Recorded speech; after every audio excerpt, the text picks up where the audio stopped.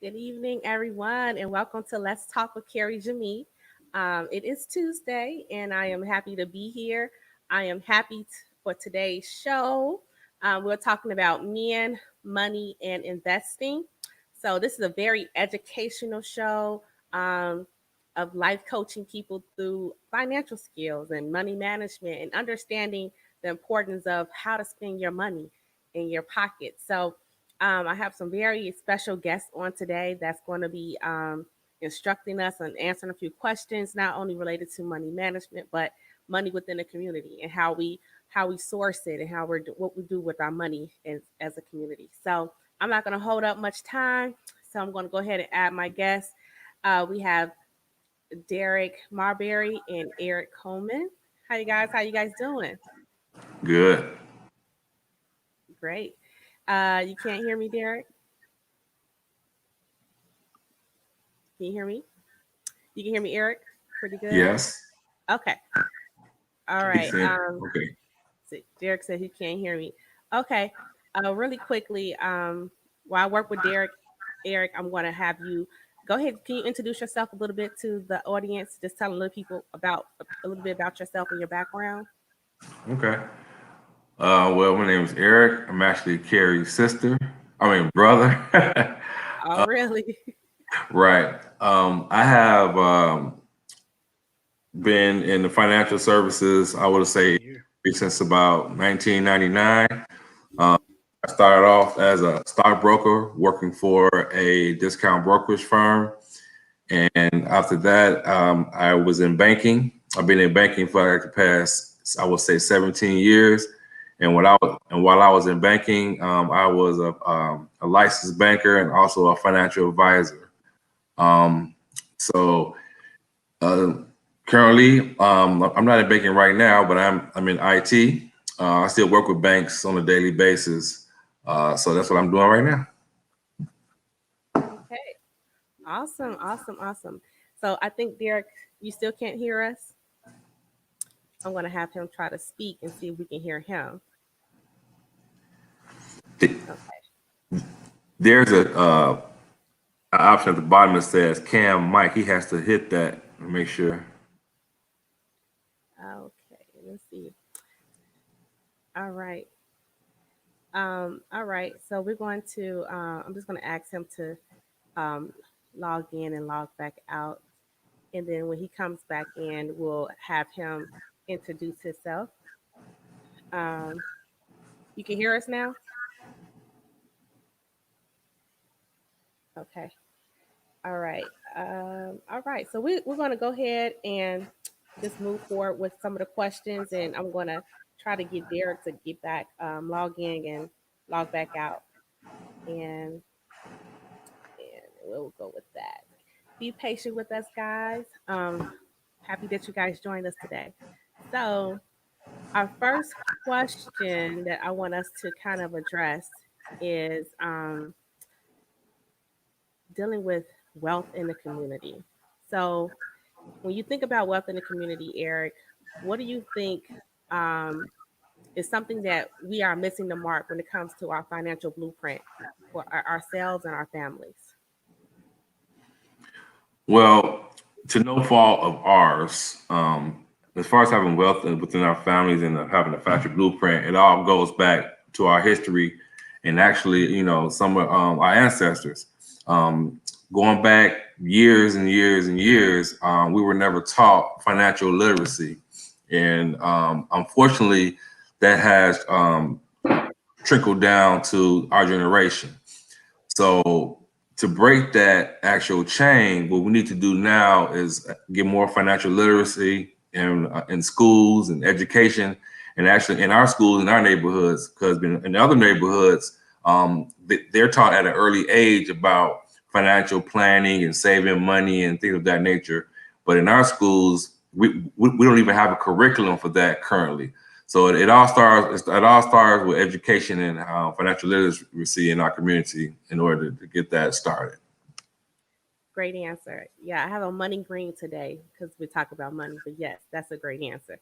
I think that is true. We don't have that in school. I don't think we. The only thing we learned was how to count money, but that was it. How to spend it. but never about wealth management. Derrick, before you answer the question, do you mind giving us a little bit of background of background about yourself? I'm sorry. Yeah, just can you hear me? Yes. Yeah, hear you. Okay. Yeah, let me at least start by saying I am not a financial advisor. This is just a lot of information that I've accumulated over the years. I got about 15 years of finance experience. And I currently work with a major bank, helping people with financial solutions. So something I'm passionate about, and hopefully I can shed some light on some things on this conversation. Okay. I appreciate that. Awesome. So the question is here. Can you see it on the screen? Okay. But I'm going to read it again for you. But can y'all see this questions that's on there? Making sure. Okay. What is something we missed the mark when it comes to our financial blueprint for ourselves and our families? So with financial blueprint, you mean like building wealth or what? Yes. Okay. Like having something in place that goes from generation to generation and not dropping the ball and not being able to have legacy within our community. Yeah, I think my man just touched on it. We need to start having the conversations in our homes. I don't know if we can rely on the school system to give us that financial education. We're in the decades of the internet, so the information is out there. So we need to start having those conversations on how to build wealth. And that starts with, establishing a budget first, saving, and then saving to invest. And then also you want to start, building streams of income and, basically have a home ownership. That's something that we've struggled with for 400 years. There's been systematic things put in place to where we can't pass down land, wealth, homes, and we need to start breaking that cycle to pass something on to our kids. Absolutely. Absolutely. Totally agree. So I'm going to go ahead and go to the next question. You guys answered that question pretty well. This kind of is another segue into kind of what we're talking about. So how do we go about tackling the disparities in finance when it comes to Black and African American families? So from you guys' experience, I want you to touch on that too, since you got both of y'all have now banking experience in the background of you, but just being around people who come and needing services in the finance area, talking to different customers and seeing the different conversations they're having, you can probably see the disparities that we have. What do you think we can do to address that? And we'll start with you, Derrick, on this question. Wow, yeah, it's a pretty deep question. As far as what I see in our community is just we don't have kind of a financial snapshot of where we're currently at and goals set to get to where we need to be. And we're not equipped with the tools, and the tools are, starting, like I said prior, having a budget. Well, first taking stock of where you're at. Hey, are you spending more than what you got coming in? Then take a budget. What's that? I said, keep it up with the Joneses, as we say in our communities. Yeah, I mean, that's a real issue. We wear our wealth a lot in our community. Materialism, consumerism as a whole in America. But anyway, so taking a snapshot of where we're at, really start having a plan. And I think the plan is, setting some money aside and start small, $500, $1,000. They really want you to have 3 to 6 months saved for emergency purposes, but start small. And then when you tackle that, I think that you need to focus on seeing where you can eliminate wasteful stuff in your budget. You're going to have to go without the Starbucks. You're going to have to go without the Netflix subscription. All those little things will add up, and then you start paying down your debt. I think we in our community spend more than we have, and we don't manage our debt well. And those are some of the things that a lot of us need to focus on. Because when life happens, when you're not managing your debt well, you just dig yourself into a bigger hole. When you don't have an emergency savings, now you're robbing Peter to pay Paul. Now you have to get high interest loans, or now you get taken advantage of people who are predatory. So, so at the core of all that, you just need to have good financial habits, be aware of those habits, and constantly educate yourself. And there's plenty of bloggers and YouTube and podcasts like yourself that can just give that information for free and just be in discipline. So you mentioned something that I just want you to expound on before we go to Erik, and that was getting out of debt. So I know you are a master at that. Can you give us a nugget of how people should approach getting out of debt? Because getting out of debt to some people may be, okay, paying off one credit card or something like that. So do you have like a strategy? If you need more time to think about it, we can come back. But do you have like a strategy that you use to get out of debt?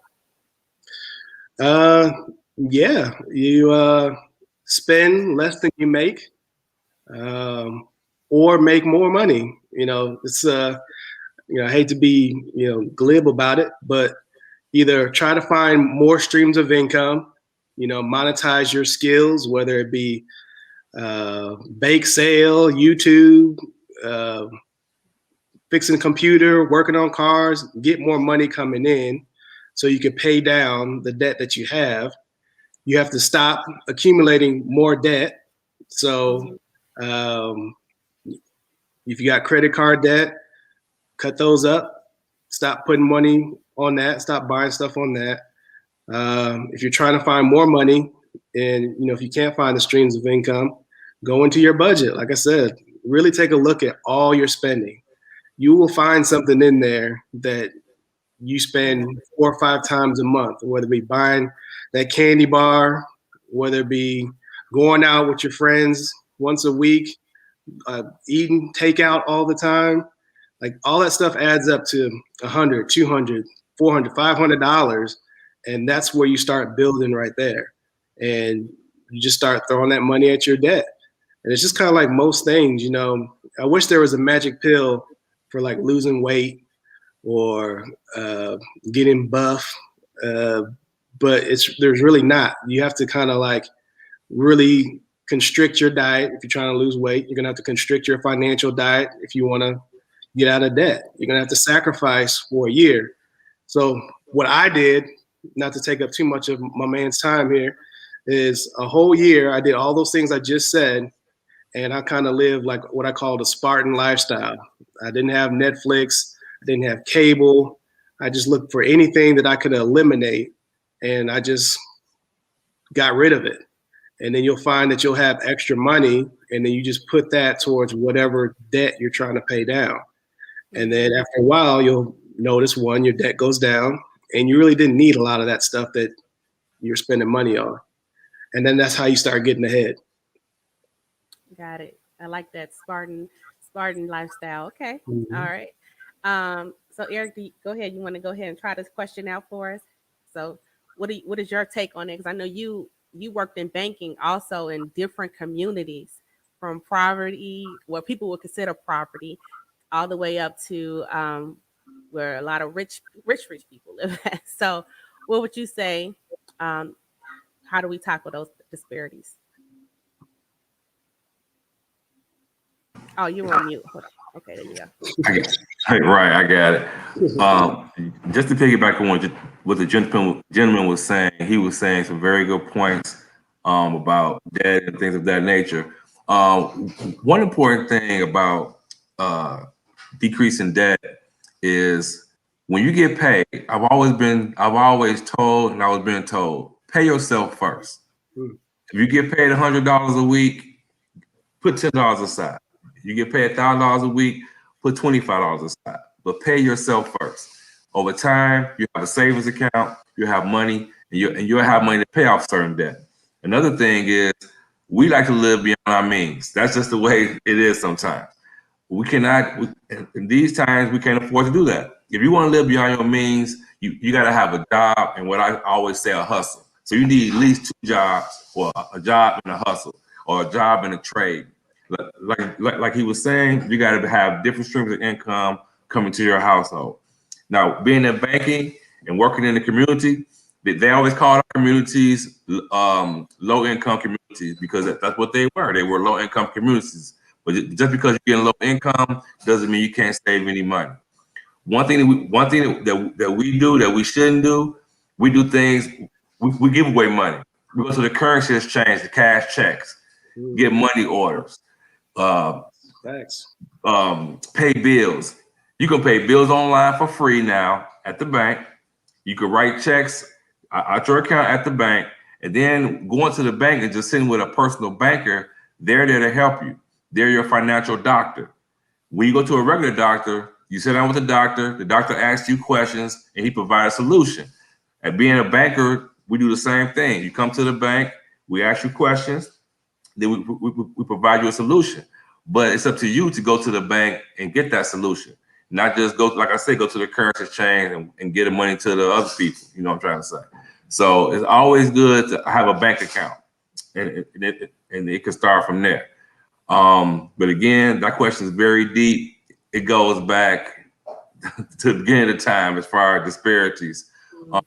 Even with my sister, who sells life insurance, that's another thing that can help with our community. We don't believe in life insurance. We always say things like, "I'm not leaving my kids nothing. All I want is enough money to bury me." But what happens if you die and you're the money earner? You have a mortgage. What happens to the mortgage? What happens to your bills? What happens to your car note? Who's responsible for paying those things if unfortunately something happens to you? Your family. But again, even with that, you need to have life insurance not only as a way to pay off your debt if something happens to you, but as a wealth transfer.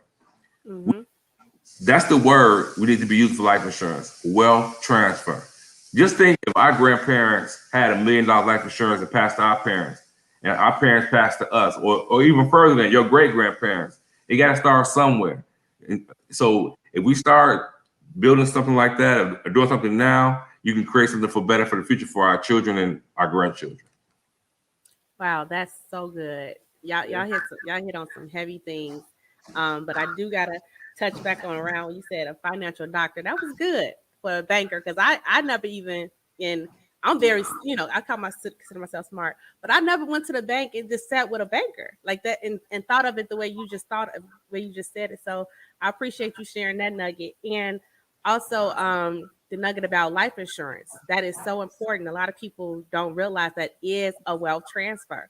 Like you said, after you pay off those expenses that come, that leftover money is for the family that's left behind, and they can live, have that as wealth. So I learned that too when I was trying to sell life insurance, and I was like, I never even thought about it that way. Most people don't. Carrie, and I might add too, like a lot of our, if you're employed, we have those through our employer, but I would recommend, getting something outside of your employer. Obviously, 2020 was a year for all of us. But if you have a lot of that life insurance or disability insurance, that goes away once you leave that job. It doesn't go with you. So it's good to have those policies in place outside of your employer, so you have another opportunity to pass on that wealth. One more thing, speaking of employers, the easiest way to even get started, another thing that we should start doing is if your job have a 401k, get it. That is, I'm telling you, that's the biggest benefit a job can pretty much give you. And it's a benefit that they can't take away. Correct. Take away your pension, they can cancel health insurance, but they can't take away your 401k. Correct. Some of them may not match it, but so what? It's a good way to start investing your money, and you can see how the market works by putting in a little bit of your check every week. And after a while, you won't even know that the money is gone because it comes out your check like taxes, but it's being invested in the market, and you can see it grow that way. So again, I would recommend if your job offers a 401k, I would get in. And let me piggyback off of that. Automate your savings. A lot of people always are like, I don't have the money, or I can't find the money. Derrick, you told me to budget. You showed me to give up my Starbucks. I ain't got it. But if you look at your check, you see taxes are taken out, your benefits are taken out. So why not, like Erik said, pay yourself. Pay yourself before anything. Before you go to any of your bills, pay whatever, like you said, 10% of your income, 5% of your check. If you want to monetize it, $20. And then you don't have to worry about that when you start looking at what you have left to pay everything else. Automate everything. Just start automating, having it go directly into your bill payments, directly to your savings account, directly to whatever financial vehicles you have set up. That way, you don't even have to think about it. Correct. Absolutely. And I know I probably didn't use my 401k the way I should have, but had I not used it at all, I would have put myself in a financial situation. I was able to live off my 401k because I did save so well with the company. When the market crashed or got laid off, I was able to use that money because I was smart with putting it up. So, and my company did match. So 401k can be used for many purposes, not just retirement. It can be that emergency fund that you need when you need that emergency money. We had a question that came through.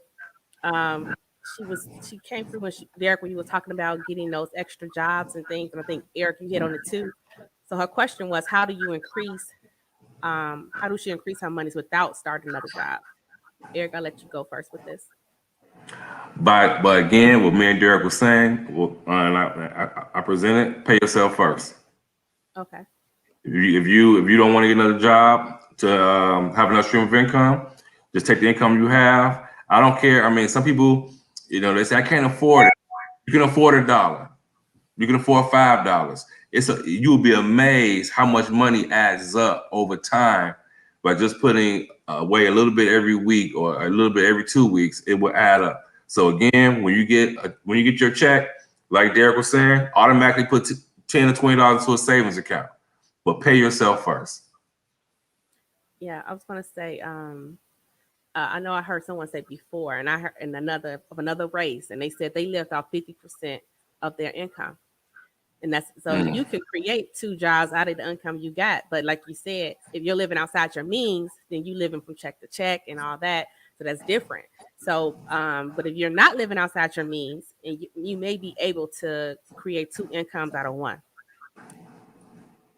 Derrick, were you going to say something?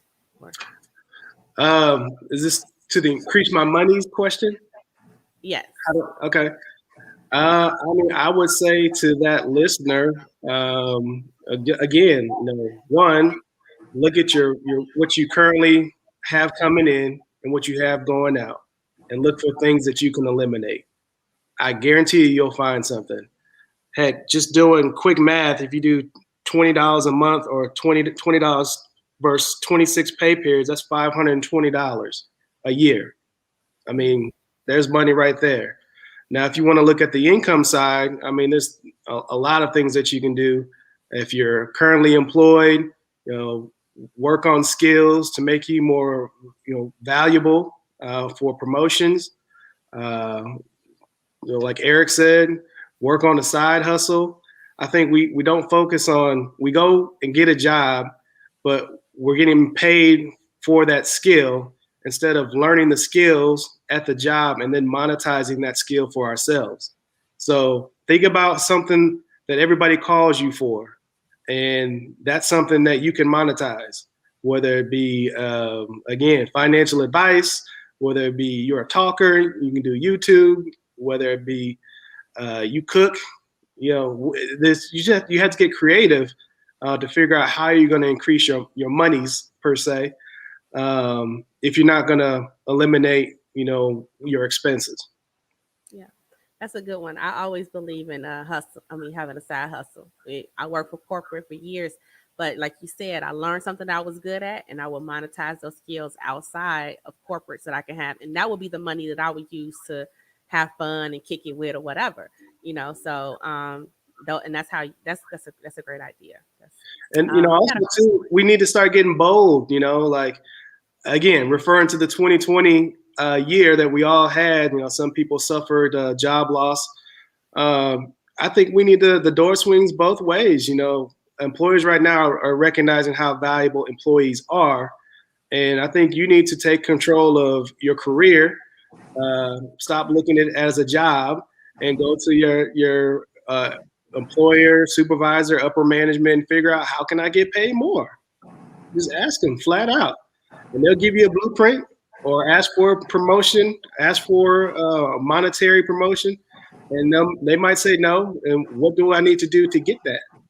Yep. And like you said, the best jobs will give you a blueprint or a plan or a goal or succession or something to get to that income you want to get to.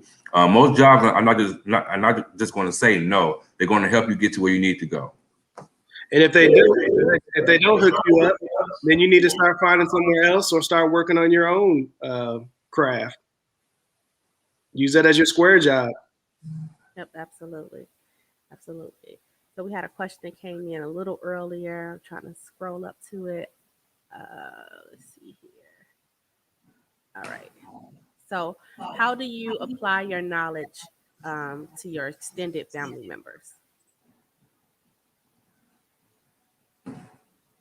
So I know one thing that we do in our family, we have financial family meetings all the time.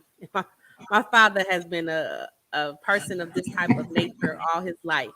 We would sit down, he would sit down with his extended family. He not just us, he invited sisters, they kids, everybody kids, and talk about having a family savings plan and ways to, start new companies together as a family. But so that's one thing we do. We held quarterly family meetings, but you guys could chime in. Yeah, I mean, I think in our household we meet or talk every Sunday formally, and then talk about what the budget is, how we've been spending, where we're on track with our goals. Give a snapshot of what you got. But family members, it's always tricky, especially extended. And I think it's just with anybody. No one really likes to, like, what I call open up the books. Like, no one really wants to know that they don't have it figured out, especially in our community. Like I said earlier, like we'll walk around like we're millionaires, but got $2 in the bank. I think that's always gonna be a hurdle. So I think the best thing is, one, just have generic conversations, and make it kind of like a financial journey, if you will. Like, let's try out a budget, or hey, let's learn about an LLC. Let's start up an LLC as a family. You got $200, I got $300, and you got $1,000. Add them all up and invest in stocks and see how that goes, and learn that way. I think the more that you use these tools, the more you feel more comfortable. I think in our community, we're not comfortable with a bank account. We're not comfortable with a bank having our money. We're not comfortable going to a financial advisor and letting them know. Hell, we're not even comfortable going to the doctor. We don't want to go to the doctor to figure out what's going on with us. So we're just afraid of what that might look like under the hood, but we need to get over that.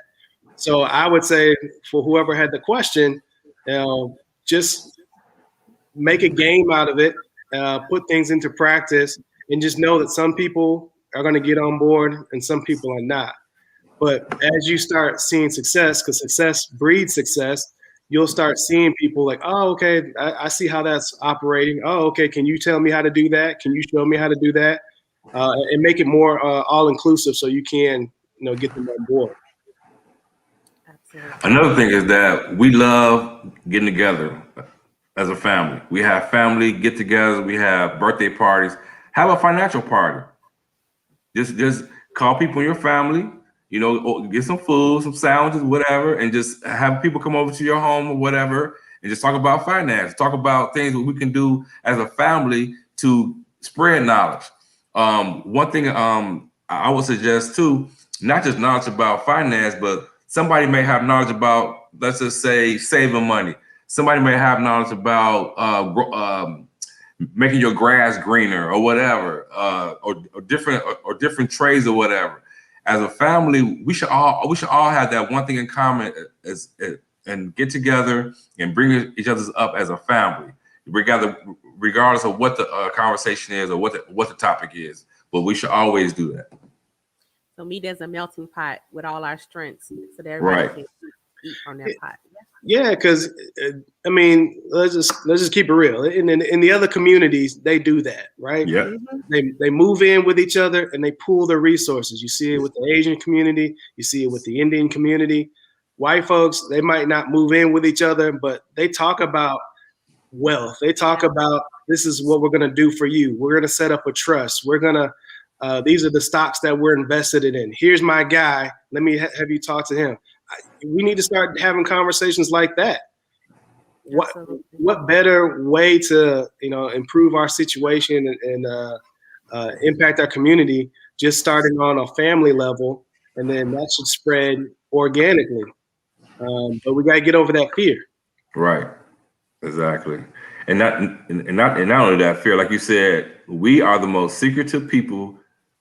I don't know. we do not open up our book. We broke.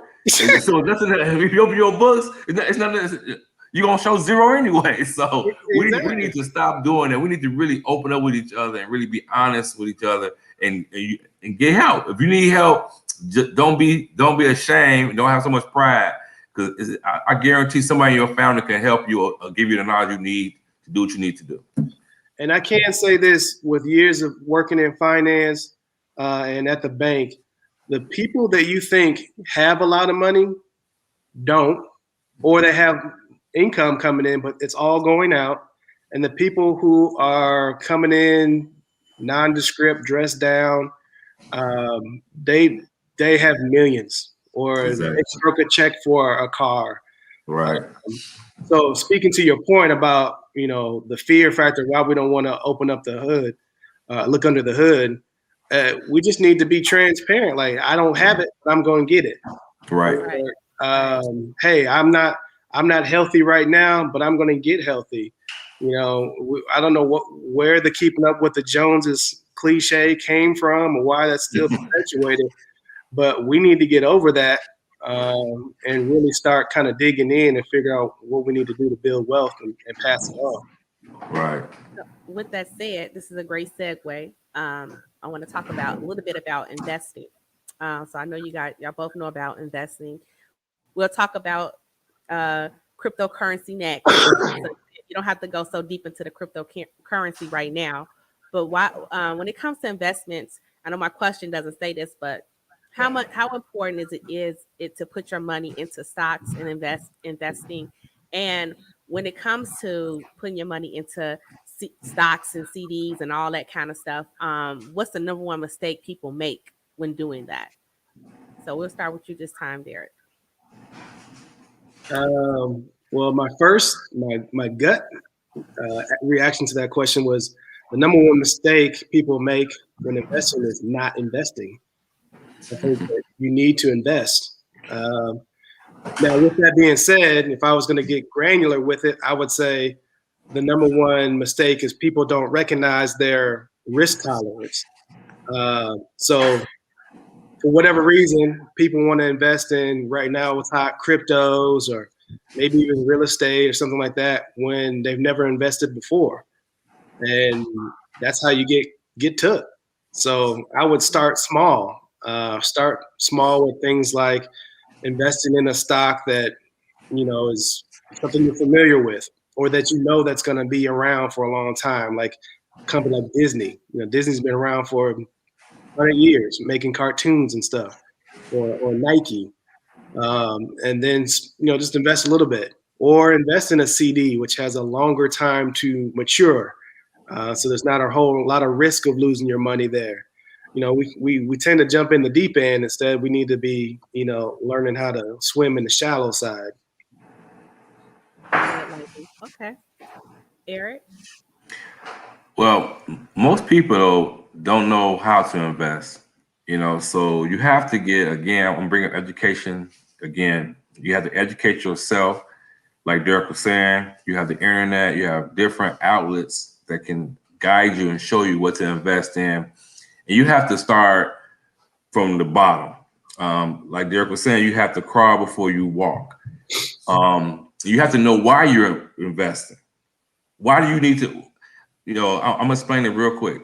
Why do you need to invest money? Do you know why you need to invest, Carrie? Yeah, absolutely. To build money, keep the money building. But yeah, I know how to Well, grind. let me tell you the real reason why you need to invest money. Just to give you a quick example, um, there's something called inflation. Okay, and inflation is a number. Right now, let's just say inflation is. Let's just say it's 4%. Okay, so if you invest money, and if you're not investing over inflation, you're actually losing money. So if you have $1,000 and you put it under your mattress, and 10 years from now, you look under your mattress, how much you're going to have? $1,000. So if you have that same $1,000 today, let's say a gallon of milk, just to keep this simple, is $5, even though we know it's not $5. I'm just giving you an example. So 10 years from now, a gallon of milk is going to be $10. But remember, you only kept that $1,000 under your mattress. So inflation means the cost of goods and services are going to increase over time. So if you don't invest your money, you're not going to be able to live or buy the same things you would do as if you had invested your money 10 years ago. So that's really why you want to invest money, because you have to invest. As a matter of fact, it's not something that you need to do. You have to, because you got to keep up with the cost of inflation. Because if you don't, you will not be able to live the same lifestyle in the future. And that's really why you have to invest money. So, but again, going back to what I stressed before, if you don't know how to invest, I would suggest talking to a financial advisor, a professional who's licensed and who has experience, who have done this before. Even if you go on the internet, you can read the internet, but sometimes the internet can throw you off. Yeah. Because right now everybody's doing the cryptocurrency. But what they don't know is that it's a very risky long-term investment.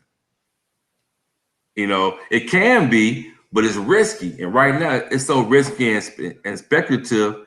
I wouldn't just take your 401k and dump it into cryptocurrency. That's just something I wouldn't do. But you need to learn about it and you need to know what's going on with it, and before you invest any money in anything. And also going back to something Derrick said is very important. When you invest your money in stocks, you want to I use a common sense approach. What is here, or what company is here that's never going to go away, that you always going to need, that's always going to be needed? That's a good feel of what stocks you should buy. Home Depot is not going anywhere. People are always going to do home improvements. People are always going to eat. So you look at food companies. People are always going to take prescription drug companies. You want to look at things like that. And that's where you start off, like I said, at the bottom. Then as you get riskier with your money, then you can look at technology companies and cryptos and things like that, because you've done your homework. But in the beginning, you just want to keep it simple. What do you know is never going away? People are always going to drink alcohol. It's just, this is what, you guys, buy some Budweiser or whatever. You mentioned that's a good, why you say common sense point when you first starting out investing your money. You guys are mentioning good brands, like people are throwing in the chat, Crest and all that stuff that we using, but those stocks are high. You got to have some of them at 100. Disney, I think what, $500 a share. So how do you start off small if you don't have that much money to invest like that? So my answer to the question at the beginning was not investing, right? So that sounds like a cop-out answer, but that same Disney stock was like, I bought Disney 5 years ago, was like 60 to 80 bucks. Oh, okay. A share. Now it's probably 180. I haven't looked at it. So it's double. So there are good stocks out there that are cheap, but you have to start now. You can't wait. So now I don't want the listeners to fear of missing out and just start buying anything willy-nilly, but find something that you're relatively familiar with that you can afford, and then follow that company. That's just starting, and then you can get more used to researching companies, all that goes with it. Or something that I don't think we mentioned is investing in what they call index funds. And what an index fund is a basket of stocks that range from the biggest companies out there, Apple, Microsoft, to the low, and it just tracks the performance of those stocks. So you don't even have to figure out what's cheap, what's expensive. Oh, I like this one, I like that one. And you can do what we call just set it and forget it and just keep investing more dollars to that. So if you invest $50 in the beginning, you can invest $5 a paycheck or $20, whatever it is that you can afford, and just let that grow. Because I think somebody in your chat room mentioned compound. So another hidden gem that people don't realize is what white people have figured out is they make their money work for them. So while their money is invested, they're not doing anything other than watching it grow. So you have to start investing now. So if you can find that $5 for a Starbucks a week, that's $20. Put that into a stock. There's so many platforms out there where you can buy what they call fractional shares, where you don't even have to have the whole amount of the stock. You could just buy $20 worth. And then when you get another $20 worth, you put your money there. Or someone hits you on a cash app for your birthday, take that money, put it in the stock. You should be saving to invest. Everything should be saving once you get your emergency fund, should be building wealth. Those Gucci slippers that you want, put that off. That's $600 that you could put in a stock. Because again, that's a prime example. Somebody can fact check me, but right now Disney's probably going 180 per share, and it wasn't like that 5 years ago. You could have just made money just like that, just buying one share, and you didn't have to do anything. That's the hidden gem that white people have figured out, or the 1% have figured out. Make your money work for you. Instead of investing into liabilities, invest into assets. Invest into things that are going to produce money for you. Don't invest in something that's going to make you lose money. That's backwards.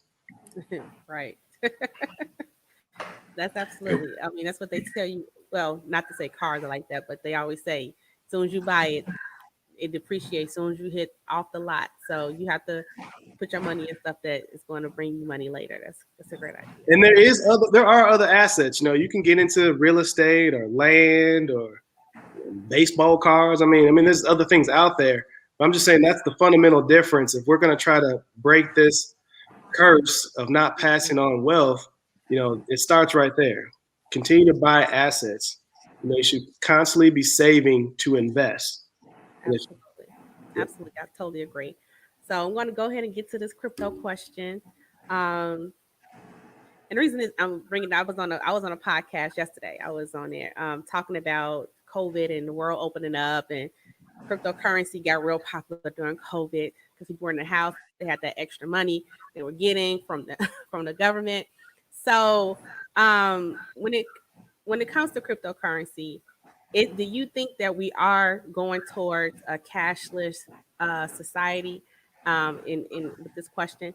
And I mean, the guy had a good example. Well, he didn't have a good example. He had a real life example that a friend bought Bitcoin when it first came out, and he cashed out not too long ago, 1.2 million, and quit his job, and now he's living off the money that he put in Bitcoin.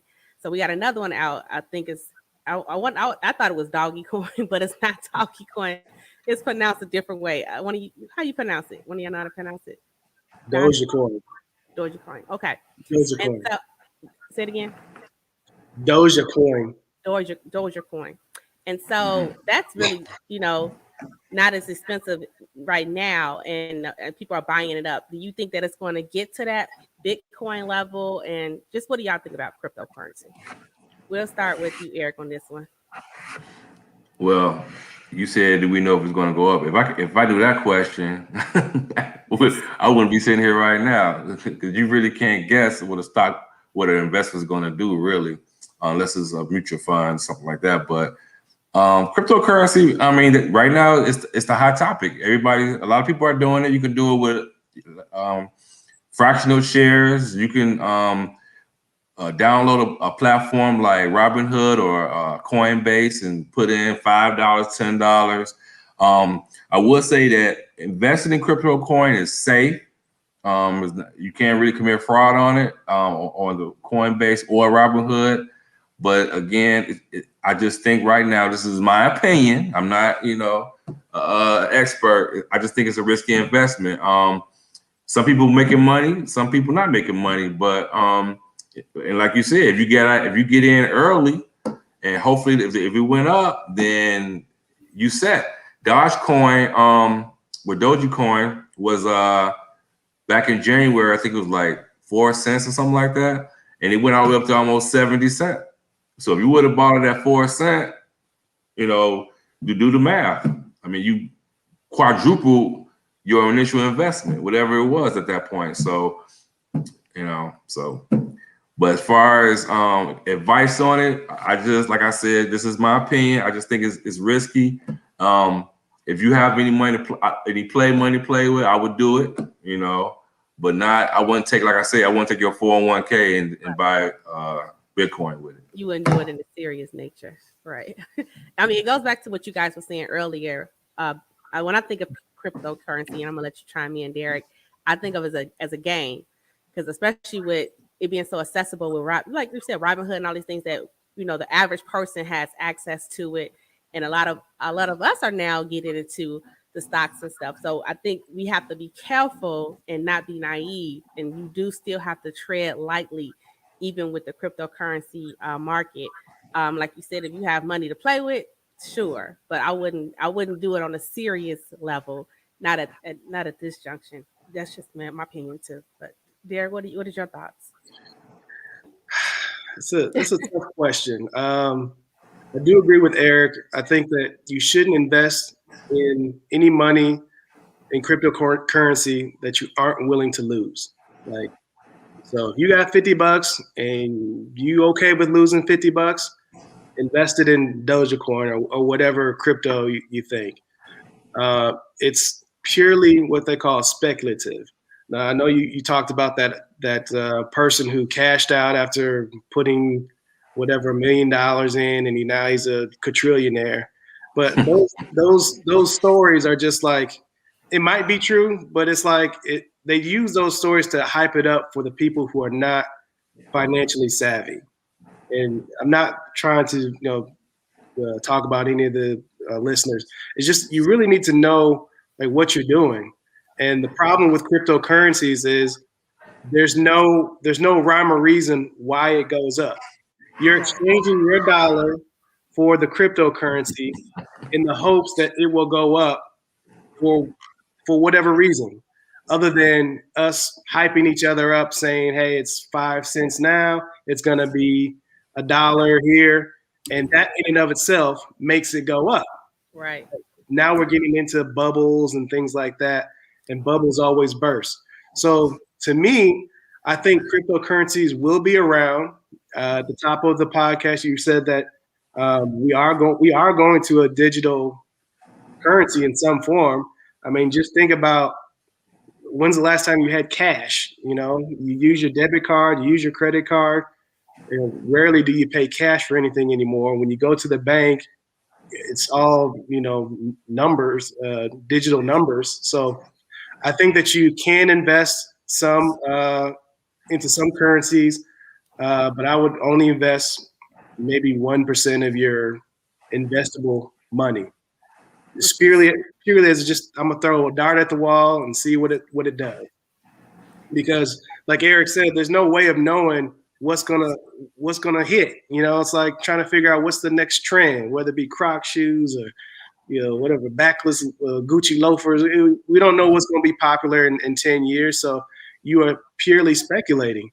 So for the people who are new to investing, who are new to saving, who are just starting their financial journey, don't try to hit that lottery ticket. There is no magic bullet, period. There's no magic bullet to building wealth. Building wealth is a patient long-term gain. And the reason why white people are ahead is because they've been doing it for so long. They pass on the wealth, and they're already ahead of us. Right. And in order for they're using life insurance policies. That's correct. where the word trust fund baby comes from. Correct. they're not passing down debt. They're not strapping the family who's still here with a $10,000 bill for the funeral. You know, all that stuff is taken care of. So getting off the point, I just think that if you're early in your journey, don't even look at cryptocurrency unless, hey, you got $10 laying around and you just want to play a lotto ticket. There is no way to research a currency. There's no way to know. There's nothing that you can look at to make a best guess. Whereas stocks, land, property, you can look at the building. You can research a company. You can feel it. You can look at statements. You can even get on the what they call a 10Q filing and listen to the owners of the company talk about where their business is going. Right. Traded company. So the information is out there. You know, we just don't particularly take the time out to do that. That's my thoughts on cryptocurrency. I think that you should have it in your portfolio. But if you're starting off in your journey, focus on other safer bets before you start to diversify into that. Absolutely. Just to piggyback and go off thought real quick, we were talking about life insurance. You mentioned a little something about it in your when you was talking. People don't know that Warren Buffett, one of the richest men in America, got his start from life insurance policy. He started off from somebody left him life insurance benefits, and that's how he got started. Wow. Yep. And just going back a little bit to what you're saying about crypto and how unstable it is. I believe just recently a Twitter went out from someone, Moz or whatever, and Bitcoin went down by 20% just from a Twitter.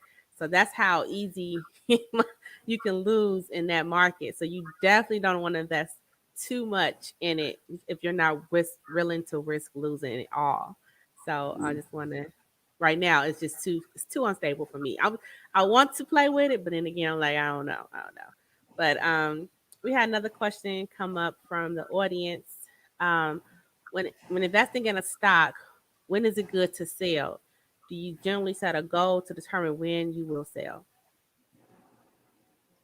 Well, I think Erik said it, or at least touched on it.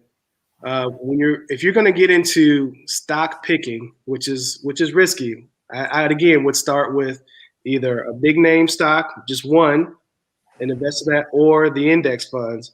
But if you want to get into that game, get a financial advisor and get you an understanding of that. But when investing in the stock, you actually should have a strategy when you're going to sell before you buy the stock. So what I mean by that is the old adage, sell high and buy low. There's no way of predicting what a stock is going to do. Generally in the history of the stock market, stock typically goes up, but there's always kind of an up and down nature to that, even though it's an upward trend. So if you are not investing in the long term for a company, the best time to sell is a time that you've identified where you're all right with taking your profit. So earlier in the conversation, I talked about Disney. If I felt that Disney had some issues going on when I bought it at $60, and now that it's at $170, now would be a good time to sell. That's based off of my strategy. Who knows what it'll do 10 years from now? That's the risk that you take. So there's really no good answer to when is a good time to sell, other than have a strategy on when you think that you want to sell going into buying that stock.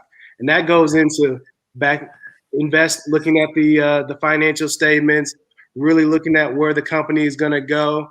I threw out Disney just because they have different streams of income coming in. They have parks, recreation, movies, toys. They're always going to be hitting on something. So that's a safe stock to invest in for the long term. But the other thing about, sorry, my answer is long-winded. the other thing about the investing question is don't panic sell either. The stock market goes up and down.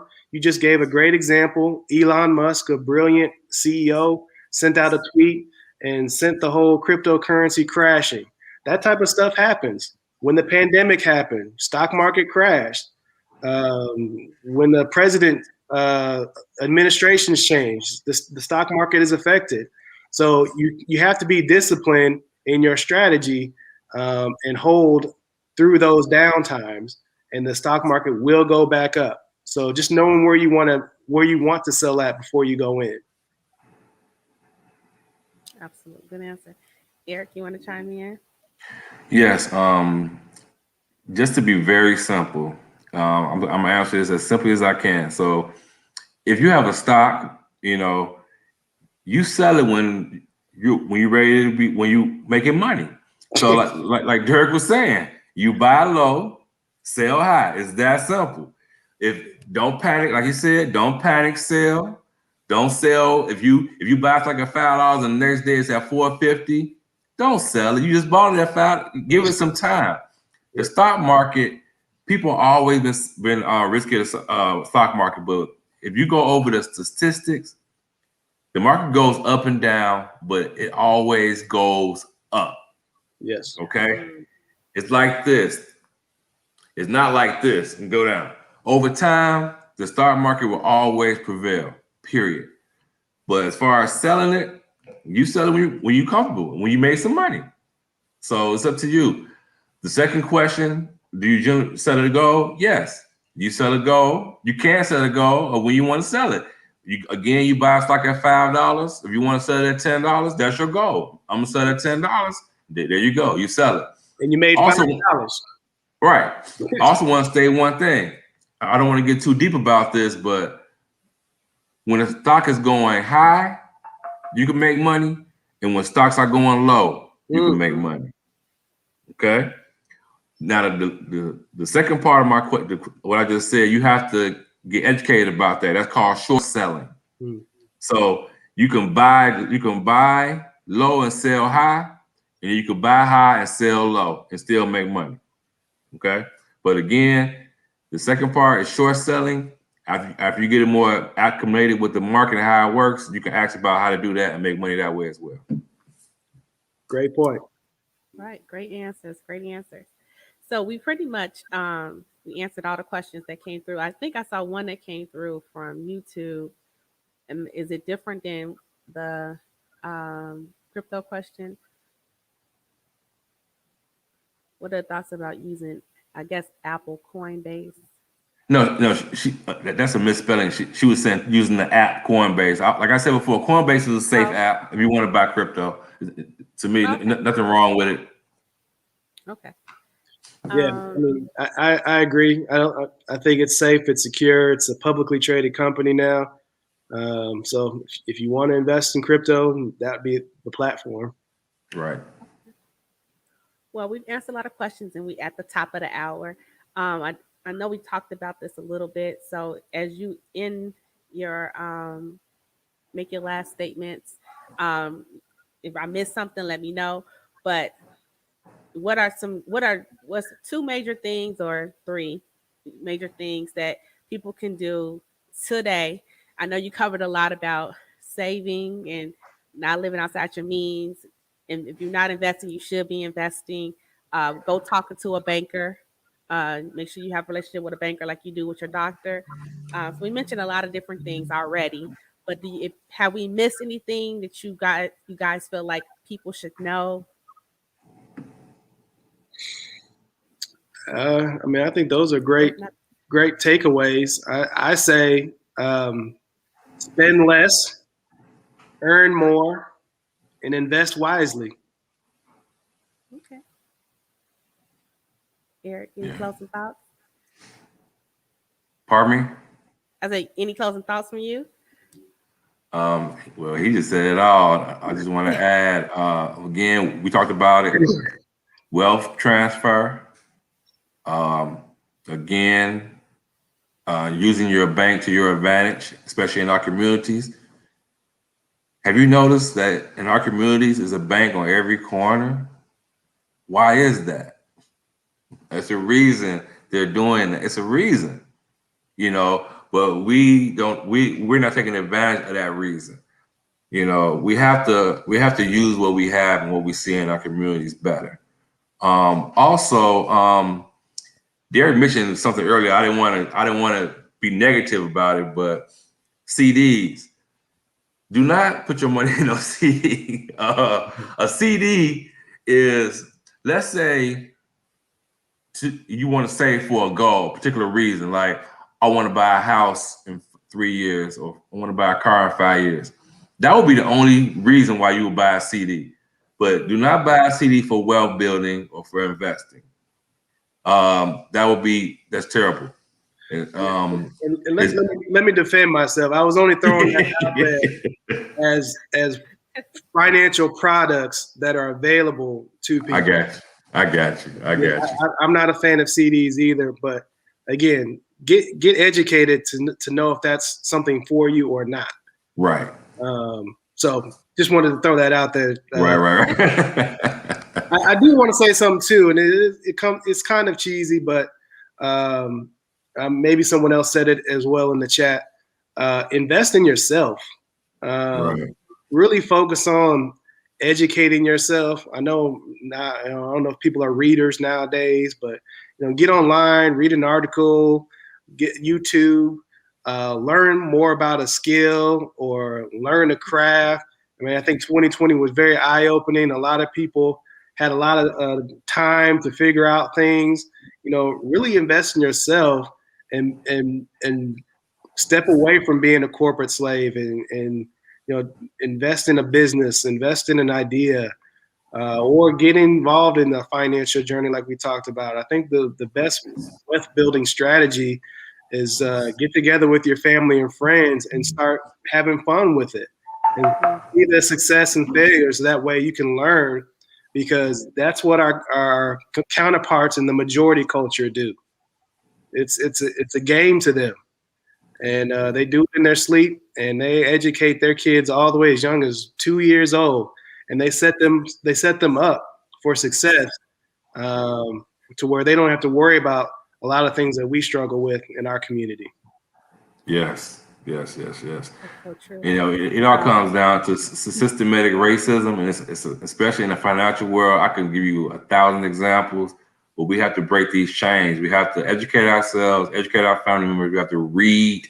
We have to know what we're talking about when we talk about different things. So, yeah, I do. Education is really good. A good book is I love about that helped me think outside the box is Where's My Cheese? You ever read that? No? Are we frozen? No, I'm good. I'm good. You froze. You're frozen. I know. I saw it because I was like, their faces look frozen, but I'm still talking. I said, all right. I was seeing if y'all had read the book, Where's My Cheese? I said that was a good book that helps you think outside the box. And right. We talked about playing a game. It's a game I was texting my friend to find out, but it's a game that you play that was made by the author who wrote Rich Dad Poor Dad. Right, I read that. Yeah, and he has a game that teaches you money wealth and how to get out of debt, how to have more income and less debt. And whoever income covers the debt and has some over wins the game. So it's a fun game to play with kids. If I remember it, I'll put it in the chat later for someone to purchase it and play with their kids. And I play it as an adult. It's a fun game. So I was going to just end it with that. And I wanted to plug you guys a little bit. I don't know if y'all want, it'll be a teaser, but I know, Derrick, you got something you're working on. Do you want me to mention it, or you don't want to mention it? Yeah, for sure. Working on my own little YouTube, just kind of a little YouTube where we could talk about some of the things that we talked about tonight, I should say. Finance, fashion, travel. I'm a huge traveler, sports. Really just, everybody's got a blog nowadays, but yeah, just getting my thoughts and, really just try to get us all on one page and get ahead of our counterparts in the majority culture. Still all inclusive, but let's really focus on getting that message out and helping us win. And it's called Shark Never Sleeps. I love that title. That's tight. Erik, I know you're working on something. I don't know if you want to keep it a secret. I'm just working on.